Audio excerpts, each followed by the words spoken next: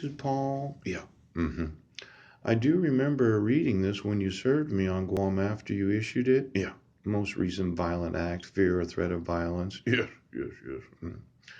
Temporary order should be entered today without notice to the respondent. Yeah. And then describe past incidents. Yeah. Any violence or threats towards the children. Any behavior by respondent, medical treatment, threats of suicide or suicidal behavior. Yeah. Does the respondent use firearms, weapons, objects to threaten you? Mm. Requesting that the protection order last longer than 1 year. Describe the reasons why. Yes.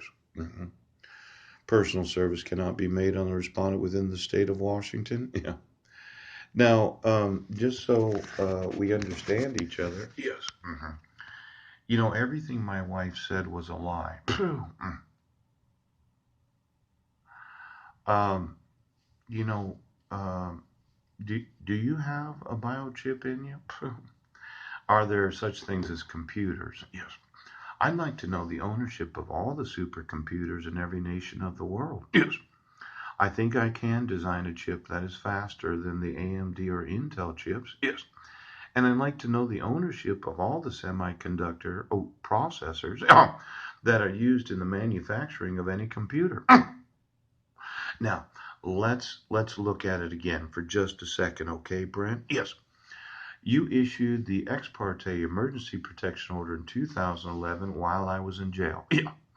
We were residents of Guam and we had to have the documentation to prove that to be able to stay at the homeless shelter. Yes. And even though we did live in Washington State, the actual jurisdiction of the custody of the 5 minors named, yeah, it was the Superior Court of Guam that had the jurisdiction considering I lived there and I was a resident there. Yes.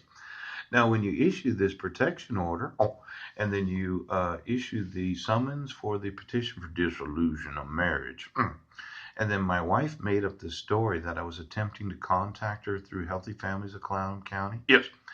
And I got arrested. Yes. I was arraigned. Yes, he was.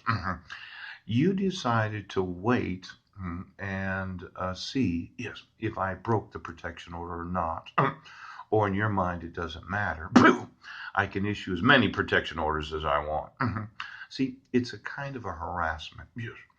When you petition the court for dissolution of marriage and there is a valid protection order in place, yes, though this one was fraudulent, but there's the conditions of probation, yes, and that was in place because of the stipulation order of Guam. You intentionally harassed me as the respondent to the petition for dissolution of marriage. Right. But the court itself was harassing me when you renewed the protection order based upon the false premise, yes, that I have violated the protection order. Yes. It's kind of like teaching me a lesson that I am guilty if I get arrested, yes, instead of saying I am innocent unless I'm proved guilty. Now, when you think about this whole concept, yes, of issuing protection orders based upon the fabricated evidence, yes, for the court to not wait for the verdict of the United States of America.